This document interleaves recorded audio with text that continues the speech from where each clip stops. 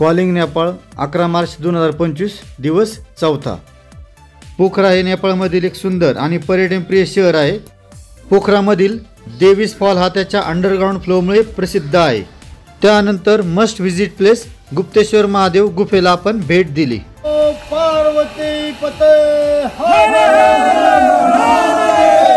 पुढे सुंदर आणि प्रसिद्ध पर्यटन स्थळ असलेले उमदीकोट येथील भव्य शिवमूर्तीचे दर्शन घेतले। ही मूर्ती नेपाळमधील दुसऱ्या क्रमांकाची उंच शिवमूर्ती आहे। पोखरातील 4th टुरिस्ट प्लेस शांतिस्तूपा येथे भेट देऊन आम्ही पुढच्या प्रवासाला निघालो। चुना दगडांनी बनलेली महेंद्र गुफा ही स्वयंभू गणेश मूर्ती आणि नैसर्गिक शिल्पकला पर्यटकांना आकर्षित करतात।